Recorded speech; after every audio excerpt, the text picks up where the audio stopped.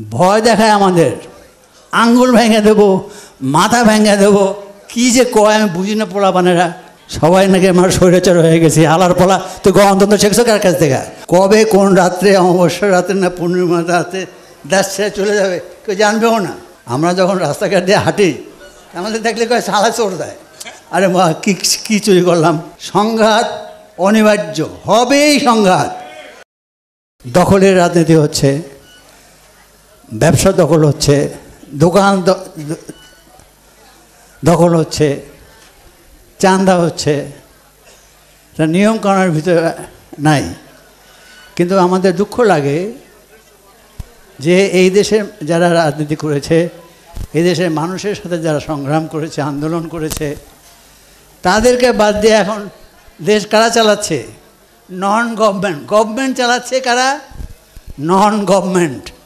তাদের চলার কথা না। উপদেশ দিচ্ছে কারা? যারা এই দেশে বসবাস করতেন না।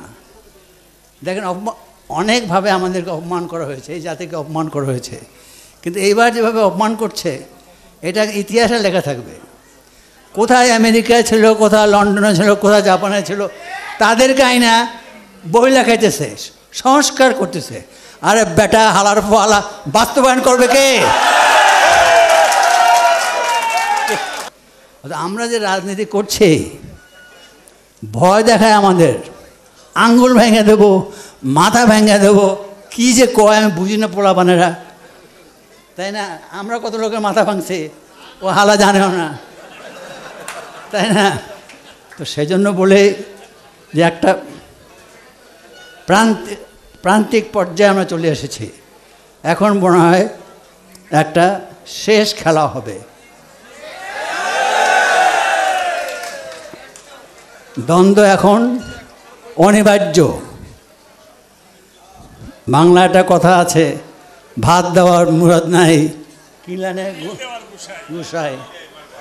মেয়ারা বড় বড় কথা গাও, সবাই নাকি আমার স্বৈরাচার হয়ে গেছি, আলার পোলা। তুই গণতন্ত্র শিখছো কার কাছ থেকে? তোর তো আমি গণতন্ত্র শিখাইছি বেটা, তোর বাপের জিগা। কথা বুঝতে হবে। তারা যে ভাষায় কথা বলে আমরাও সেই ভাষায় কথা বলতে জানি, কিন্তু কথাটা হলো ভয় দেখায় দেশ চালায়। এটা কোনো কথা হলো?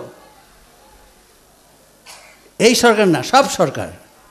দেশ স্বাধীন হয়েছে পাকিস্তান আমলে ভালো কথা, তারা ভয় দেখাইতো, তারা মারতো, তারা জেলে দিত। এখনও মারে, এখনও জেলে দেয়, এখনও কিল দেয়। পার্থক্যটা কী হলো? পার্থক্যটা এই হলো, আদমজির জায়গায় আর এক আদমজি হয়েছে, 12 পরিবারের জায়গায় হয়তো 1000 পরিবার হয়েছে। এই জন্য তো বাংলাদেশ করা হয় নাই, এই জন্য তো 30,000 লোক এখানে আত্মাহুতি দেয় নাই। তো সেই জন্য ভুল হয়ে গেছে আমার মনে হয়। এবার পরিবর্তনের পর সরকারটা চলছে না। আজকে মানে পত্রিকায় আছে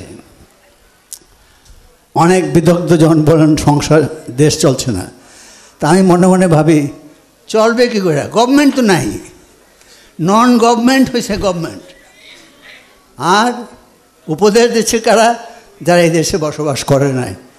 কবে কোন রাত্রে, অমাবস্যার রাতে না পূর্ণিমার রাতে দেশ ছেড়ে চলে যাবে কেউ জানবেও না। এই যে বাস্তবতা চিন্তা করলে পরে ভয় হয়, কারণ দেশটা তো আমাদের সকলের। বরঞ্চ আমরা এই দেশ সৃষ্টিতে আমরা একটা অনন্য অংশীদার ছিলাম। ভাইসে আছে এই দেশে। আমরা কথা বলার সময় মুখ সামলায় বলবেন, বুঝছেন? কথা বলি না বলে বলতে পারি না সেটাকে কেন মনে করেন?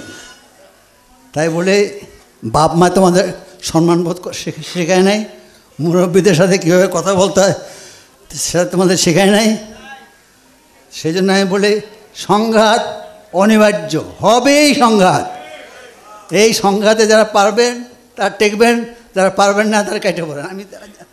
আমাদের একটা কথা আছে যে মুসলমান যারা তারা সবাই বেঁচে যাবে, কিন্তু দোজক থেকে তো যাবে, তো তাদের কপালে লেখা থাকবে দোজকবাসী। তা আমরা সবাই স্বৈরাচার, কেউ আমরা গণতন্ত্রী না, এটা মাইনে নেন। আমরা চেষ্টা করবো গণতন্ত্র করার জন্য, আপনারা চেষ্টা করছেন বিপ্লব করার জন্য।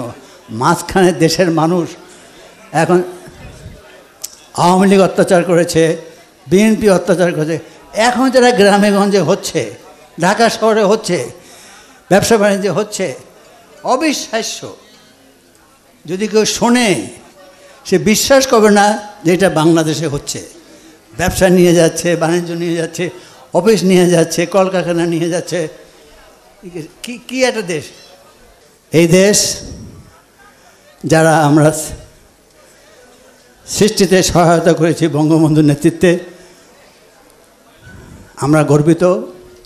এটাকে ক্ষুণ্ণ করার জন্য, এটাকে ব্যর্থ করার জন্য, এটা মানুষের কাছে এটাকে ঘৃণিত করার প্রচেষ্টা চলে আসছে আজকে 54 বছর। যে সরকারে থাকে, পরে যখন সে থাকে না, সব পাপ সে করেছে। করতে করতে এখন বাংলাদেশের কোনো দলই নাই যে হালা দুর্নীতিবাজ না। তো পোলাপানটা কীভাবে? আমরা যখন রাস্তাঘাট দিয়ে হাঁটি, আমাদের দেখলে কয় সালা চোর দেয়। আরে মা, কী চুরি করলাম, তাই না? এই বাস্তবতার পরিপ্রেক্ষিতে আগামী দিনগুলি সম্পর্কে আমরা যারা উদার গণতান্ত্রিক সমাজ ব্যবস্থায় বিশ্বাস করি, আমাদেরকে সচেতন